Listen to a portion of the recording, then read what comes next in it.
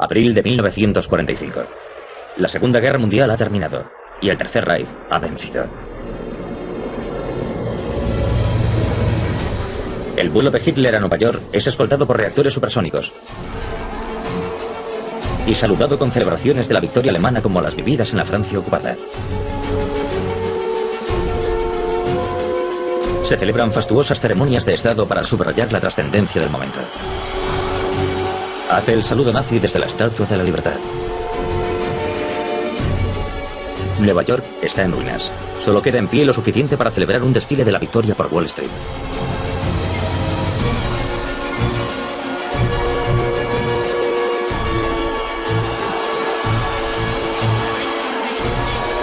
La Segunda Guerra Mundial podría haber terminado en esta terrible pesadilla gracias a los cientos de genios científicos a las órdenes de Hitler.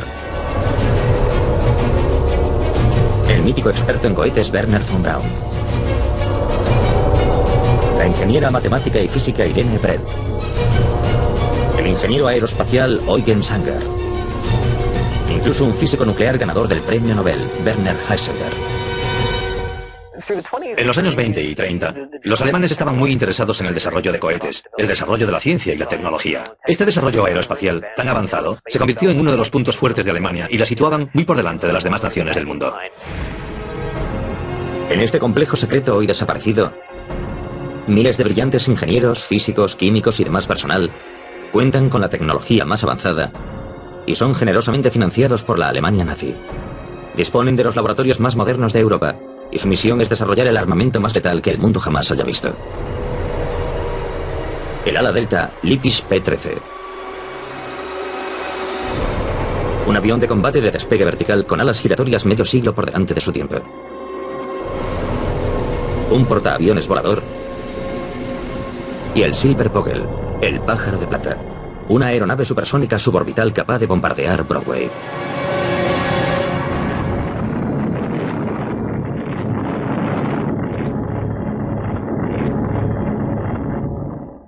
Podrían haber arrasado los Estados Unidos, hundido sus bombarderos en el océano o arrojado varias toneladas de bombas sobre Nueva York. Sin duda carecíamos de defensas antiaéreas capaces de detener un ataque así. El pájaro de plata nunca salió de la mesa de proyectos, pero hoy no podemos sino preguntarnos ¿cómo consiguieron los científicos alemanes situarse a alta distancia de sus enemigos? ¿En qué principios científicos se basaban esas máquinas? ¿Cuán cerca estuvo Adolf Hitler de la victoria gracias a los geniales científicos que trabajaron para los nazis?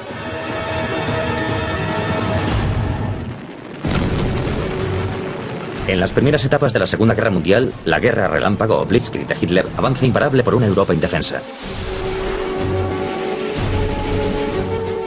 Alemania fue la primera nación moderna en apostar tan firmemente por la ciencia y la tecnología como la vía más rápida para llegar a dominar el mundo.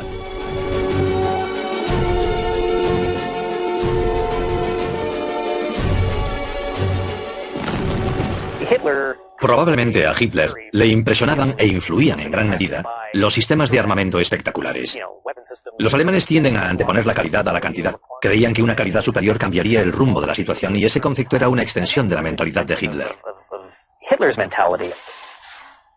Hitler utiliza la ciencia para concebir, probar y en algunos casos despegar varias fascinantes y aterradoras invenciones. Misiles balísticos de largo alcance muy avanzados. Los primeros cazas a reacción en entrar en combate, muy superiores a los aviones a hélice de los aliados. O un primer monoplano indetectable propio de la Guerra de las Galaxias, que se anticipó varias décadas al bombardero furtivo B-2 de los Estados Unidos. Incluso bombas kamikaze tripuladas en las que el piloto nunca regresaría. Los aliados no están preparados para algo así. Los programas americanos de desarrollo de misiles durante la guerra eran muy primitivos en comparación con los que los alemanes ya habían logrado. En esta pequeña y remota isla del mar Báltico se encontraba un complejo secreto de laboratorios y campos de aviación. Aquí los científicos nazis probaron el primer misil de crucero de la historia. Y solo era una más de las asombrosas armas que se desarrollaban en el superlaboratorio del Báltico. Los nazis escogen el apacible pueblo costero de Peenemünde para desarrollar sus avances científicos más secretos. Y aquí es donde dará comienzo la era de la aviación a reacción y la era espacial. De aquí saldrá su asombroso armamento. Peenemünde se encontraba en el lugar perfecto, pues era una zona muy remota de Alemania. Podían lanzar cohetes hacia el cercano mar Báltico y se aseguraban de que nadie robaba su tecnología y huía con ella hacia Occidente. La existencia de la población satélite de Peenemünde es un secreto de Estado estrictamente controlado y cuenta con futuristas edificios de viviendas para la élite científica. Pero también es un campo de concentración para los prescindibles prisioneros que viven, trabajan y mueren aquí como esclavos. Cuando están demasiado débiles para continuar, son asesinados para que ninguno revele los secretos científicos de Hitler. Los científicos de Peenemünde no son esclavos, pero su bienestar y el de sus familias dependen de su cooperación con los nazis. Los ingenieros y físicos fueron llevados en trenes secretos a la metrópoli autónoma, que contaba con instalaciones metalúrgicas, centrales eléctricas y zonas de pruebas de armamento. Peenemünde se convierte en el equivalente nazi a las instalaciones estadounidenses de Cabo Cañaveral y Los Álamos. Alemania, 1943. Los aliados dejan caer sobre el país una lluvia de bombas. Pero Adolf Hitler sigue creyendo en la victoria. Los nazis planean construir un arsenal de nuevas y terribles armas de destrucción masiva, con una potencia y un alcance que incluso les permitirán atacar los Estados Unidos. Hitler encomienda a su ministro de propaganda guiar al pueblo alemán hacia la victoria y la venganza.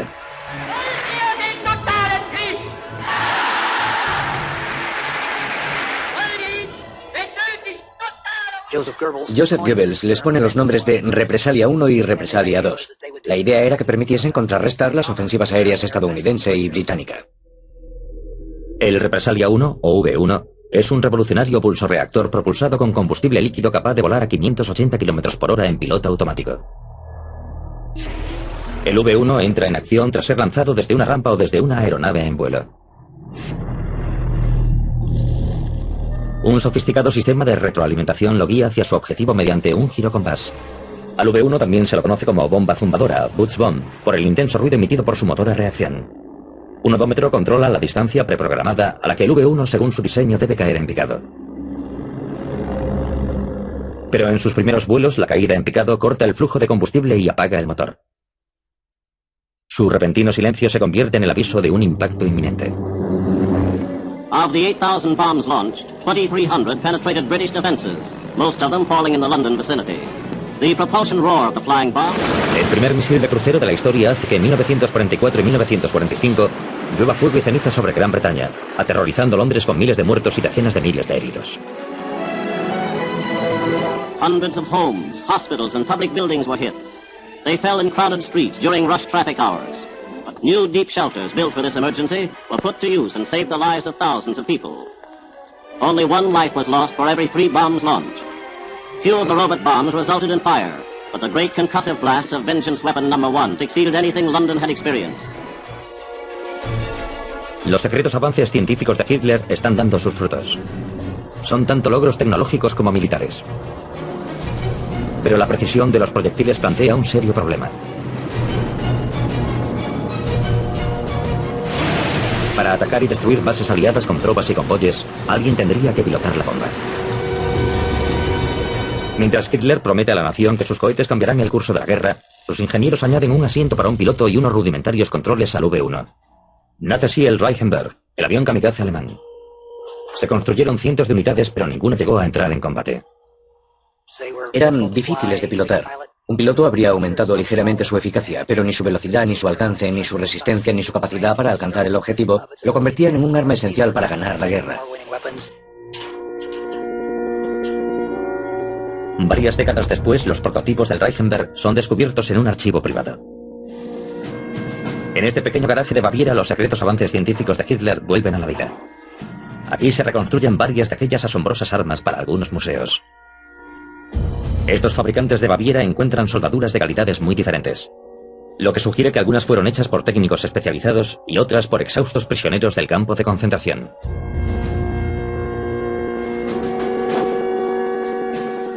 Esta reliquia restaurada todavía puede volar. Solo falta un voluntario que la pilote.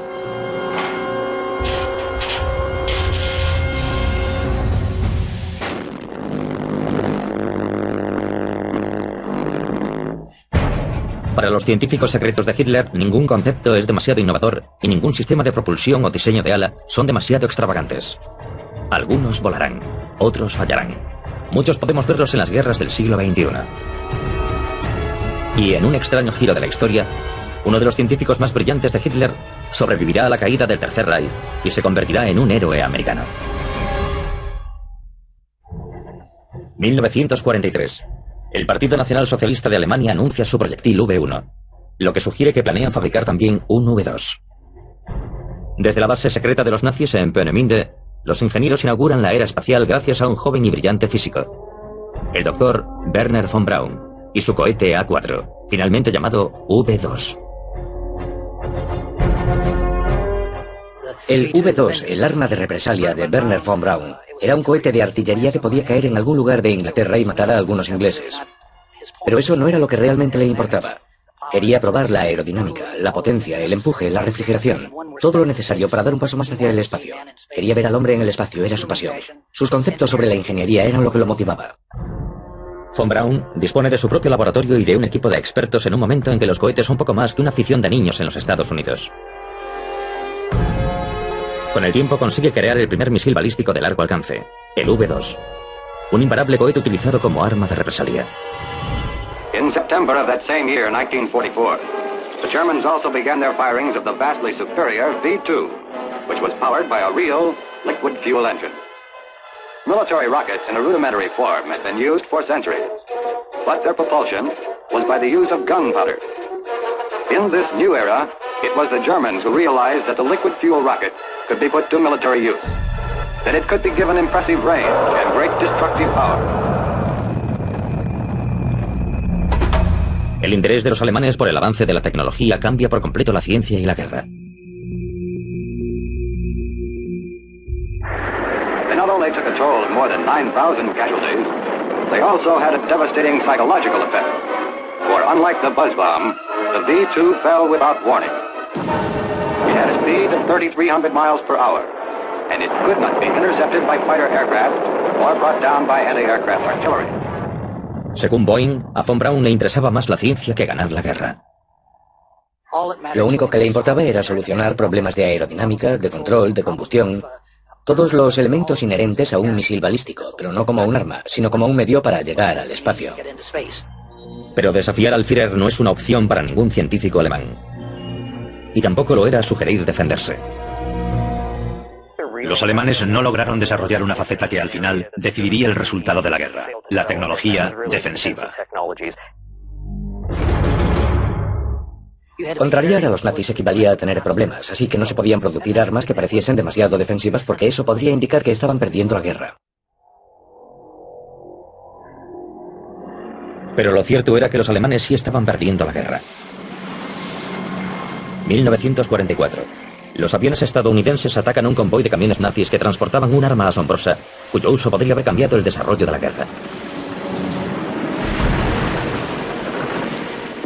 El Typhoon, o Tifón, el primer misil defensivo tierra-aire de la historia, fue diseñado por los nazis para intentar derribar más bombarderos aliados. Hacia 1943, Alemania no debería haber concentrado sus recursos en fabricar el V2 para atacar Gran Bretaña, sino misiles antiaéreos para derribar cualquier bombardero que los sobrevolase. Podrían haber creado un sistema de defensa aérea conjunto y eficaz.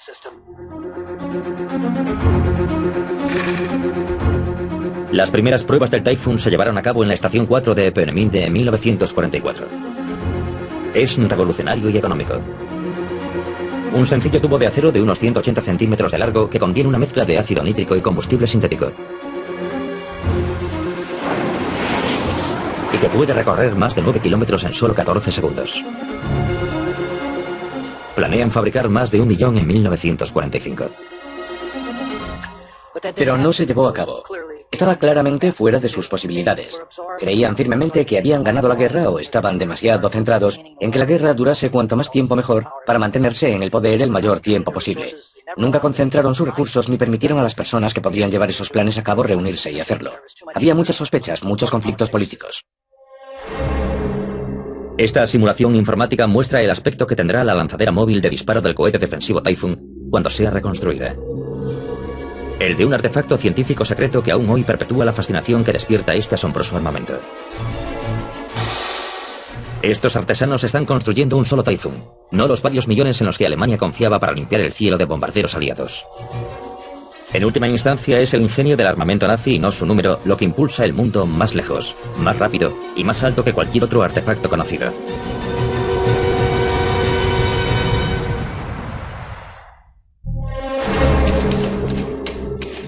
Los archivos secretos de los nazis desvelan máquinas de guerra tan futuristas que resulta difícil creer que fuesen concebidas en la época de nuestros abuelos.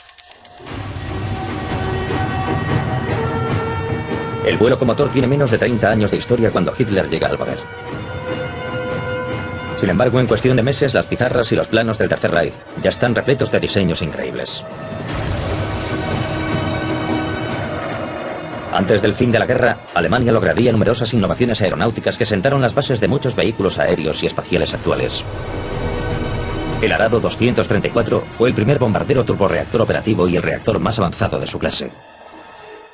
El Arado fue el segundo avión fabricado con el motor Jumo 004, fabricado por Junkers. Era un avión muy ligero, bien diseñado y aerodinámico, y muy exigente para el piloto. Tenía que actuar como bombardero, navegador y artillero, pero era un avión eficaz. Era fácil de pilotar y su mantenimiento era relativamente sencillo.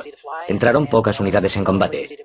Sin embargo, cualquier país se habría sentido orgulloso de contar con un avión así. Incluso antes contaban con los prodigios del doctor Alexander Lippisch, nacido en Múnich, y que en los años 30 había diseñado una serie de ala deltas. Con el tiempo darían lugar al interceptor propulsado por cohete Messerschmitt Me-163 Comet y al más conocido Messerschmitt Me-262, el primer caza a reacción operativo, capaz de superar en 160 km/h la velocidad de cualquier avión aliado. Está considerada la aeronave alemana más avanzada de entre las que llegaron a entrar en combate. Muchas invenciones las desarrollaron porque se las exigían. Tras la invasión de Francia, los alemanes se encontraron cada vez más confinados en su territorio y comenzaron a pensar en aeronaves de despegue vertical. Querían disponer de cazas propulsados por cohetes que pudiesen ascender verticalmente para atacar los escuadrones estadounidenses, ya que no tenían tiempo para hacerlos despegar del modo convencional. Por ese motivo, los proyectos de los nazis incluyen el reactor rotatorio Focke-Wulf. Cuenta con cohetes de combustible líquido en las puntas de sus 3 alas giratorias y está diseñado para despegar verticalmente y después volar como un avión. Pero según se cree, el arma de despegue vertical más asombrosa de todas está oculta en los hangares secretos de Peenemünde. Un ovni nazi. Un artículo de la revista alemana Der Spiegel desvelaría más tarde el proyecto secreto que Rudolf Schreiber planea para las SS desde la vecina Checoslovaquia. Se trata del Schreiber Flugkreisel, una aeronave tripulada de casi 15 metros de diámetro que cuenta con 3 impulsores a reacción instalados en un rotor situado dentro de un fuselaje circular. Este ovni nunca se construyó.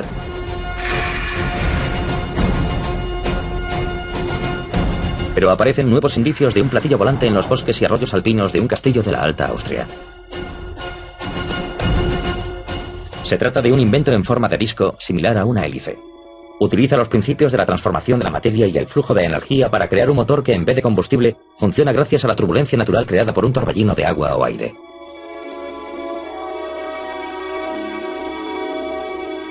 Como dice Jörg Schauberger, el concepto de su abuelo de un sistema de propulsión totalmente nuevo hizo realidad los rumores sobre un ovni.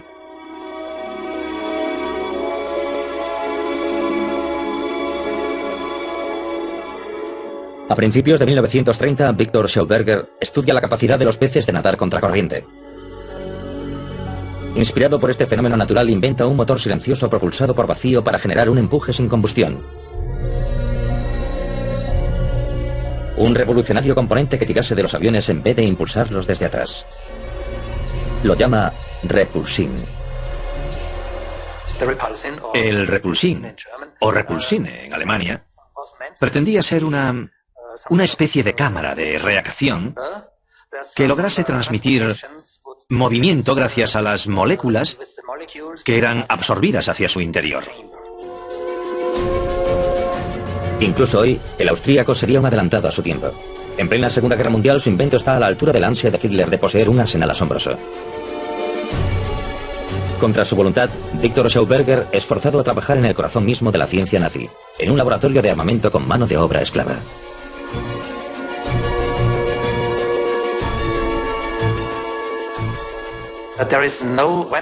El repulsín no fue concebido como un arma. Su intención era crear un sistema de propulsión y no un arma. Pero nuevos proyectos letales son ideados sin descanso.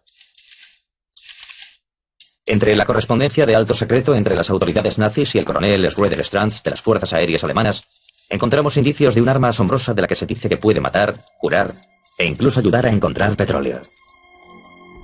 El coronel propone su ambicioso proyecto a las Fuerzas Armadas en varias ocasiones. En los últimos y desesperados días del Tercer Reich, las SS deciden apoyar el proyecto. Parece salido de un relato de ciencia ficción. Se trata de un arma que puede perforar el blindaje más resistente o hacer que los aviones enemigos caigan del cielo. Se realizará una prueba en un lugar secreto. Las cajas que contienen sus componentes se descargan de noche para que nadie sepa de la operación. Contienen metales valiosos y un contador Geiger para medir la radiación. Marzo de 1944. Al amanecer, el coronel despega hacia el campo de pruebas. Si el arma funciona, recibirá un apoyo financiero ilimitado. El coronel Schroeder Stranz es la única persona que conoce los detalles exactos de las pruebas. Una cantera en medio de un bosque de las montañas Harz.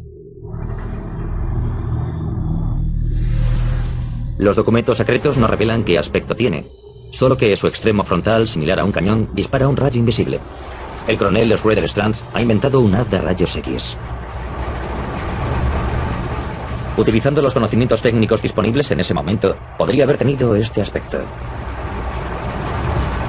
A pesar de la escasez causada por la guerra, los científicos nazis siguen teniendo acceso a metales valiosos e instrumentos de medición muy escasos en ese momento.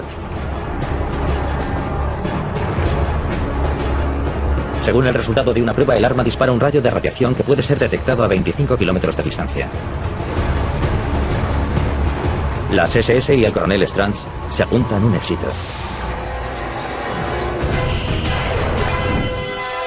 Pero entonces, misteriosamente, el archivo se cierra. La unidad especial es desmantelada en octubre de 1944. Y hasta hoy no se ha encontrado ninguna explicación para ello. La ciencia de Hitler, envuelta en el secreto, desafía las fronteras entre la realidad y la ficción. Pero el Führer tiene claro cuál es su gran reto, el más desesperado y decisivo. ¿Quién sería el primero en construir una bomba atómica?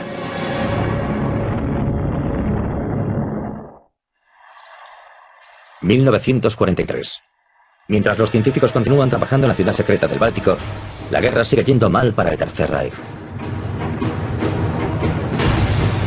En el este, el ejército alemán es repelido en Stalingrado.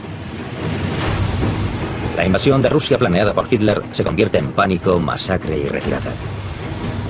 En el oeste, los pilotos británicos consiguen las primeras imágenes aéreas de las fábricas y los edificios de Peenemünde utilizados para lanzar cohetes.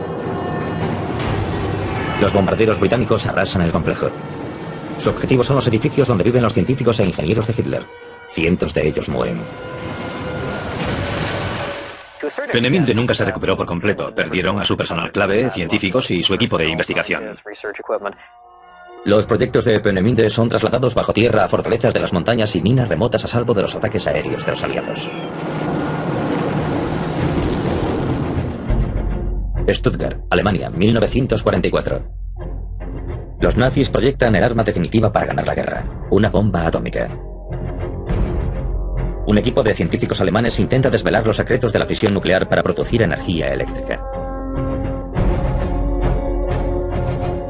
Mientras tanto, los físicos de Los Álamos, Nuevo México, se enfrentan al mismo reto utilizando el uranio radiactivo del oeste americano para fabricar la primera arma nuclear de la historia.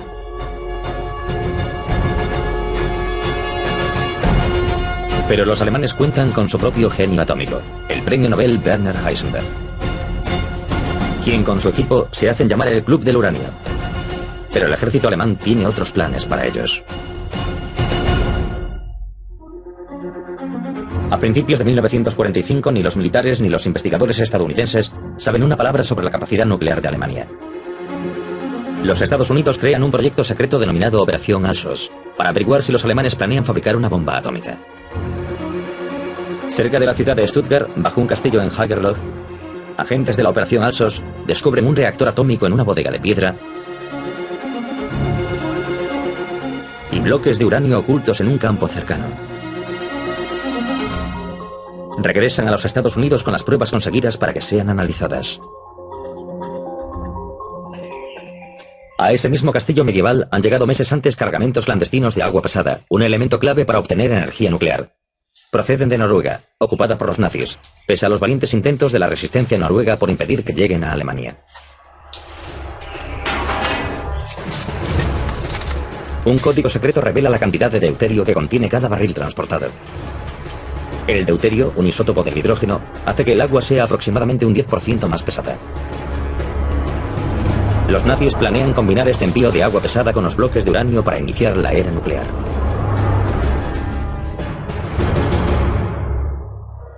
Detrás del apoyo de Hitler para alcanzar ciertos logros científicos, desde las aeronaves indetectables a la energía nuclear, se esconde el sueño nazi de un Reich mundial. Un imperio alemán que dure 1000 años, con un inmenso sistema ferroviario que conecte los principales centros de poder: Siberia, Moscú, París, Berlín.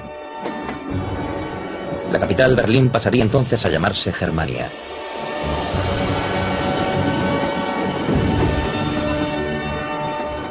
La tecnológica pieza central de un nuevo orden mundial.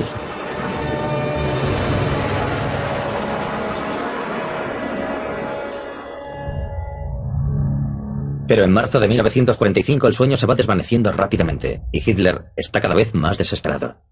Las fuerzas aliadas se ciernen sobre Alemania y solo una asombrosa arma puede salvar el Tercer Reich.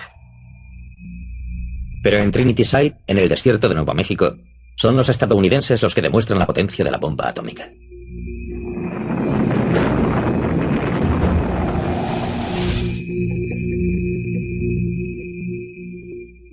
A medida que se acercaba el final de la guerra, lo que más interesaba a los aliados era lo cerca que estaban los alemanes de fabricar la bomba atómica. ¿Hasta dónde habían llegado?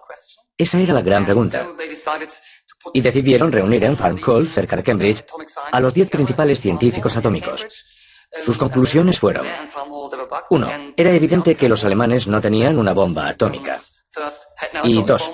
Que no tenían la menor idea sobre el funcionamiento de la bomba atómica. Pero ¿qué fue de las asombrosas armas que los nazis sí construyeron? ¿Dónde podemos encontrarlas hoy? El primer misil de crucero de la historia. El primer misil balístico de largo alcance. El primer misil guiado tierra-aire. Los primeros misiles antibuque. Incluso el primer circuito cerrado de televisión. El primer caza a reacción y el primer bombardero a reacción operativos. Entre los expertos alemanes en aerodinámica había un pequeño grupo de personas con conocimientos muy avanzados y muchos los consideran genios. Innumerables diseños que estaban años por delante de su época. Enclaves secretos dedicados por completo a la ciencia. El respaldo del aparato de propaganda. Dinero alemán a expuertas y enemigos amedrentados. ¿Cómo pudo fallar el plan de Hitler para desarrollar aquel asombroso armamento? En Alemania prácticamente todo es secreto. Cualquier estudio científico es secreto. Eso hizo más daño a los alemanes que a nosotros. Tenían un sistema de seguridad muy restringido y eso impidió el intercambio de conocimientos propio de una buena comunidad científica. Se volcaron en realizar sus sueños, pero no contaban con los recursos adecuados. Quienes debían tomar decisiones sobre esos recursos no sabían nada de los proyectos, y en el escalafón más alto Hitler tomaba las decisiones sobre muchos asuntos de los que solo tenía una información parcial. Ese secretismo controlado ralentizó de un modo devastador la producción en tiempos de guerra. Los alemanes lograron producir alrededor de 1.300 Me-262, de los cuales 300 llegaron a entrar en combate. En ese momento, nosotros estábamos transportando a Alemania 1000 bombarderos y 1000 cazas cada día.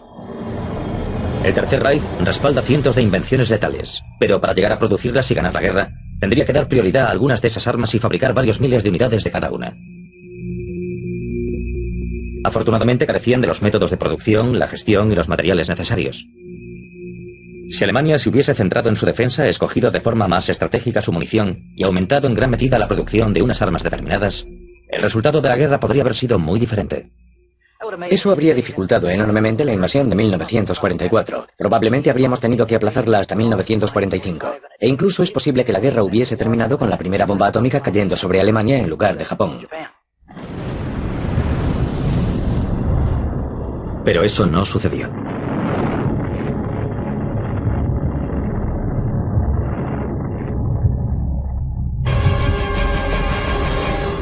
1945. Finalmente el sueño nazi es destruido por las bombas aliadas.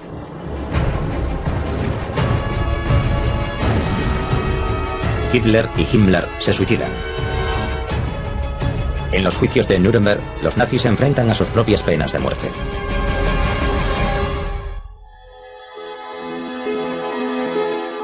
El mundo entero descubre los indescriptibles horrores de los campos de concentración y el alcance de los siniestros sueños de dominación de Hitler.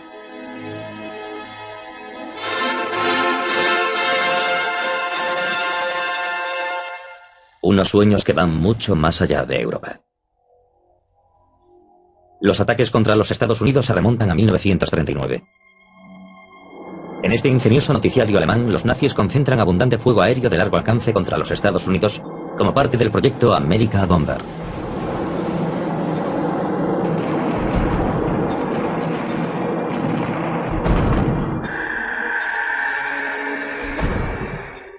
Si los alemanes hubiesen logrado desarrollar y desplegar su proyecto America Bomber, llevando la guerra a la parte continental de los Estados Unidos, eso podría haber influido en la estrategia estadounidense.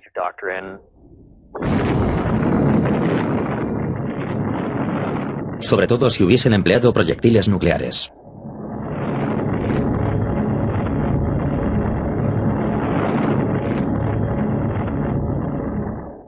Lo único que la Fuerza Aérea Alemana podía hacer era enviar unos pocos bombarderos de muy largo alcance al otro lado del Atlántico y lanzar una docena de toneladas de bombas sobre Nueva York o Washington.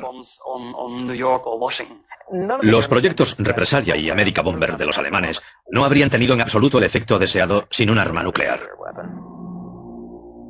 Adolf Hitler no llegaría a aterrizar en Nueva York.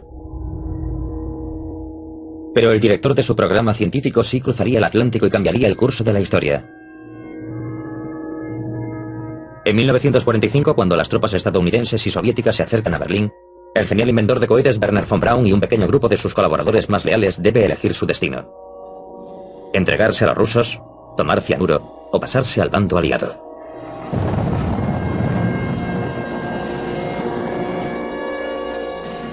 Eligen ir a los Estados Unidos y von Braun es puesto de inmediato al mando del incipiente programa de misiles del país. En el campo de pruebas de White Sands, Nuevo México, von Braun trabaja en un nuevo cohete y cumple finalmente su sueño espacial.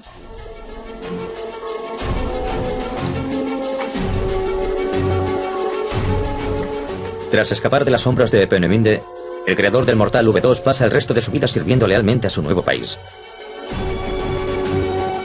Gracias a von Braun, los Estados Unidos ganan la carrera espacial y llevan al hombre hasta la Luna. Okay, engine stop. Houston, Tranquility Base here. The Eagle has landed. Roger, Tranquility. We copy you on the ground. You got a bunch of guys about to turn blue. We're breathing again. Thanks a lot. Probablemente ese fue el mayor logro de los científicos de Peenemünde.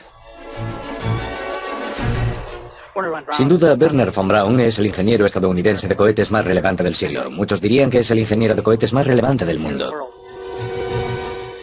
Los científicos alemanes y los conocimientos que llevaron a los Estados Unidos en los años 40 y a principios de los 50 tuvieron una enorme influencia, eso nadie lo niega. Pero casi podemos trazar una línea recta entre Peenemünde y la Luna, pasando por Werner von Braun. Pero los cohetes no son los únicos descendientes de los proyectos científicos secretos de Hitler. En los años 50, tras descifrar miles de archivos de los nazis, las fuerzas aéreas de los Estados Unidos probaron en secreto aeronaves con un inquietante parecido con las increíbles máquinas ideadas en las pistas y las mesas de dibujo de Peenemünde. The flying wing can carry a larger load faster, farther, and with greater economy than conventional airplanes of similar size and power. Few men indeed can see the flying wing in operation without saying, the plane of tomorrow is flying today. Si en tiempos de paz se hubiesen realizado los mismos esfuerzos, habríamos visto aviones comerciales a reacción alemanes antes que británicos. La futurista y letal lanzadera tripulada llamada Pájaro de Plata, diseñada por los ingenieros alemanes Sanger y Brett, nunca se construyó. Pero el transportador espacial actual y casi todos los motores de cohetes modernos siguen utilizando principios de su diseño. Si analizamos el trabajo de von Braun con el cohete V2 y el tipo de combustibles que utilizó en él, vemos que esos motores fueron utilizados posteriormente en los Estados Unidos por Bell y otros fabricantes. Y podemos ver variaciones mucho más sofisticadas de todo aquello, por ejemplo, en el X-15. Hasta hoy, el avión cohete de gran altitud X-15 mantiene el récord mundial de mayor velocidad jamás alcanzada por una aeronave tripulada y lleva a la humanidad hasta la frontera del espacio exterior en cada uno de sus vuelos. No hay la menor duda de que, en esa época, Alemania contó con algunos de los mejores diseñadores de armamento del mundo. Los que fallaron fueron sus líderes, si es que Hitler creyó realmente que esos científicos podían desarrollar un arma nuclear.